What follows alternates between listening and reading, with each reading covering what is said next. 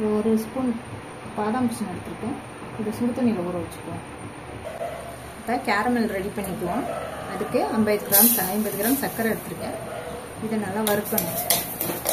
வறுக்கணும்னா ப்ரௌனாக வந்தோடனே கொஞ்சம் தண்ணி விட்டு சிரப்பு ரெடி பண்ணிடணும். ஏன்னா அதுக்கு மேலே ரொம்ப நேரம் வறுத்தோம்னா சிம்மில் வச்சு வறுத்துக்கோங்க. ரொம்ப நேரம் வறுத்தா கசக்க ஆரம்பிச்சிடும். வறுத்த உடனே சர்க்கரை அப்படியே இறங்கிடுவோம். இந்த மாதிரி ப்ரௌன் கலர் வந்த உடனே 15 மில்லி தண்ணி. கேரமல் ரெடி ஆகிடுச்சு. இது இறக்கி வச்சுருவோம். 1/2 லிட்டர் பால் தண்ணி விடாமல் காய்ச்சி 50% வத்த விடணும். ஆடை விழுவுற மாதிரி ஆடையை நல்லா கரைச்சி விட்டுக்கணும். இப்போ தனியாக இன்னொரு பாத்திரத்தில் 1/2 லிட்டர் பால் காய்ச்சி ஆடையில் நல்லா ஆடை விழுவுற மாதிரி கிண்டிகிட்டே இருக்கும். இப்போ நல்லா இந்த ஆடையை கரைச்சிடணும். இது 50% வத்தணும்னு தேவையில்லை. முடிஞ்ச வரைக்கும் ஆவின் பாலாக இருந்தால் நல்லாயிருக்கும். ரெண்டுமே 1/2 லிட்டர் பால் 2 பாலுக்கு தண்ணி கலக்கக்கூடாது. இதில் இந்த ஆடையை சுரண்டி விடுறது தான் டேஸ்ட்டு. அதை அப்படியே சட்டிலே விட்டுக்கூடாது. இப்போ அந்த அடுப்பில் இருக்க பாலை பார்ப்போம்.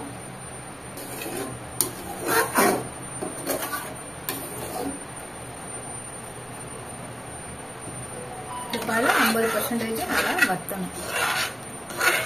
அது வத்தணும்னு தேவையில்லை. இது கொஞ்சம் நேரம் லேட் ஆகும்.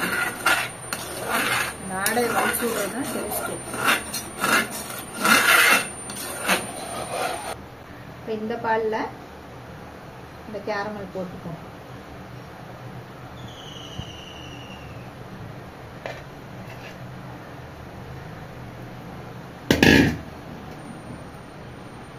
கேரமல் போட்டு நல்லா கலக்கிக்கணும்.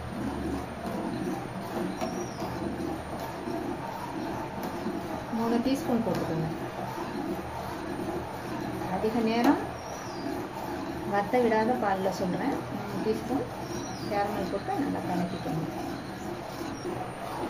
அதிகமாக சுண்ட விடாத பாலில் கேரமல் போட்டு கலக்கிட்டு ஆஃப் பண்ணிவிட்டு இதை சும்மா ஃப்ரிட்ஜில் வச்சிடணும். ஃப்ரீசரில் வைக்கக்கூடாது.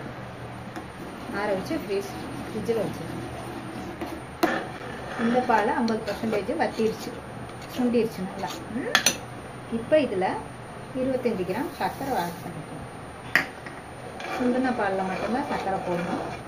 நம்ம சுண்ட வைக்காத காய்ச்சின பாலில், தண்ணி விடாமல் காய்ச்சின பாலில் கேரமல் மட்டும்தான் போடணும்.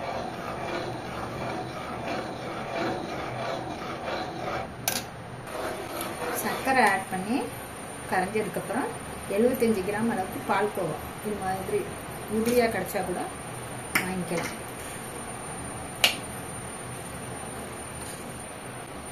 பால்கோவா போட்டதுக்கப்புறம் 2 டீஸ்பூன் கேரமல் ஆட் பண்ணிக்கலாம்.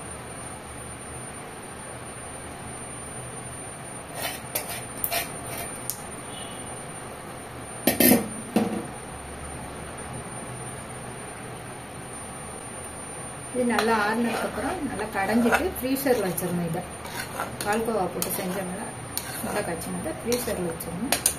அது ஃப்ரீசரில் வைக்க வேண்டியதில்லை. இந்த பாலை இப்போ ஒரு பாத்திரத்தில் ஊற்றி ஃப்ரிட்ஜில் வச்சுருவோம். இது சுண்டை காய்ச்சாத பால்.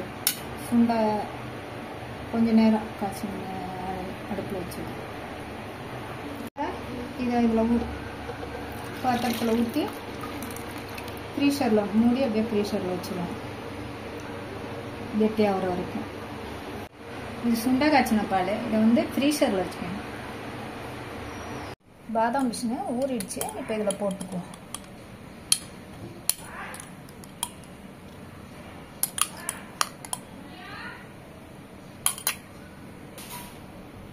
நன்னாரி சிரப்பு நான் இது வீட்டிலே செஞ்சேன்.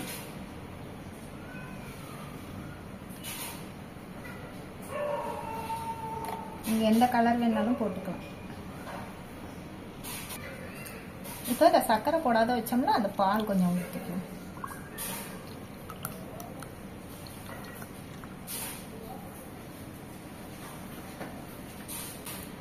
இப்போ சர்க்கரை பால்கோவாலாம் போட்டு ஒரு பால் காய்ச்சினோம்ல, அதாவது கிரீன், அது மேலே போட்டுக்குவோம்.